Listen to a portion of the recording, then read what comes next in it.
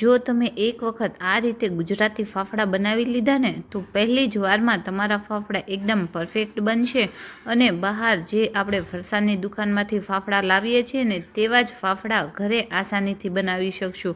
એટલી સરળ રીતે આજે હું તમારી સાથે ફાફડાની રેસીપી શેર કરવાની છું, જેનાથી તમારે ફાફડા પહેલી જ વારમાં એકદમ પરફેક્ટ બનશે, પોચા રૂ જેવા અને ખાવામાં એકદમ ક્રિસ્પી। અને સાથે આપણે એની સાથે ચણાના લોટની કઢી પણ બનાવવાની છે, એ પણ છાશ વગર।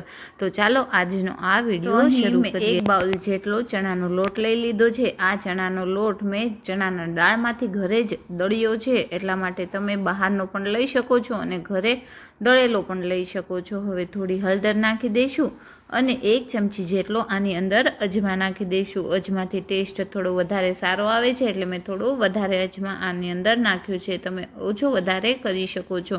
હવે એને આપણે હાથેથી મસળી આની અંદર નાખી દઈશું। સ્વાદ અનુસાર નમક નાખી દઈશું। હવે જેટલું નમક નાખ્યું છે ને એટલા જ પ્રમાણમાં આપણે ખાવાનો ટાટા સોડા લઈ લીધો છે। હવે મોણ માટે આપણે તેલનો ઉપયોગ કર્યો છે, તો 3 ચમચી જેટલું મેં અહીં તેલ લીધું છે। બધી જ વસ્તુને સારી એવી મિક્સ કરી દેવાની છે અને ધ્યાન રાખવાનું છે, અહીં પરફેક્ટ માપ હશે તો જ ફાફડા એકદમ સારા બનશે। આ 1 વાટકાનું ચણાના લોટનું માપ છે। હવે એને આપણે આ રીતનો લોટ બાંધી લઈશું। લોટ એવો રાખવાનો છે, જે રોટલીનો લોટ આપણે બાંધીએ છીએ ને તેનાથી થોડો સોફ્ટ રાખવાનો છે, જેનાથી આપણો ફાફડો એકદમ પરફેક્ટ બને।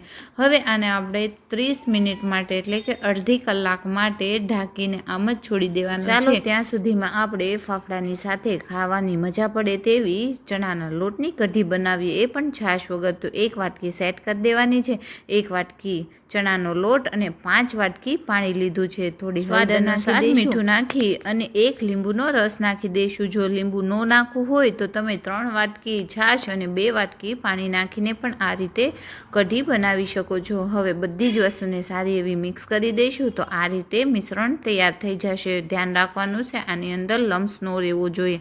હવે કડાઈ રાખશું, એમાં તેલ મૂકી થોડી રાઈ આ રીતે તતળી જાય ને એટલે એની અંદર મરચાં કટ કરેલા નાખી દઈશું। 1 ચમચી જેટલા આખા ધાણાને ક્રશ કરીને નાખી દઈશું અને લીમડાના પાન નાખી 30 થી 40 સેકન્ડ માટે એને ચડવા દઈશું। હવે જે મિશ્રણ આપણે તૈયાર કર્યું છે તે નાખી 2 થી 3 મિનિટ માટે એને ઉકળવા માટે છોડી દઈશું। 2 ચમચી ખાંડ નાખી દઈશું। જેટલું સ્વીટનેસ તમને ભાવતું હોય ને એટલી આની અંદર ખાંડ નાખવાની છે।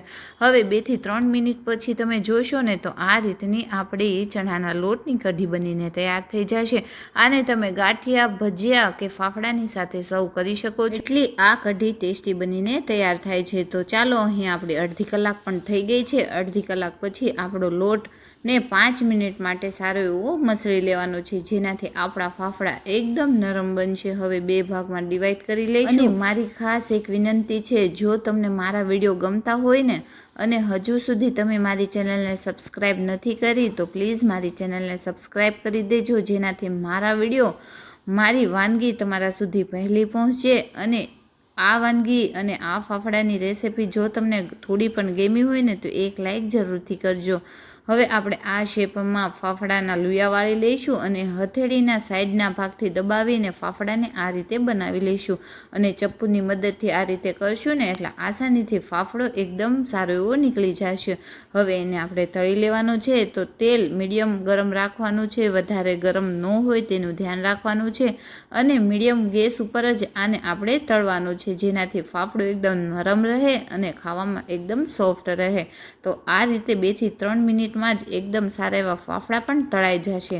તો બનીને તૈયાર છે। વરસાદમાં ખાવાની મજા પડે તેવા ગરમા ગરમ ગુજરાતી ફાફડા અને એની સાથે છાશ વગરની ચણાના લોટની કઢી ખાવાની મજા જ કંઈક અલગ છે।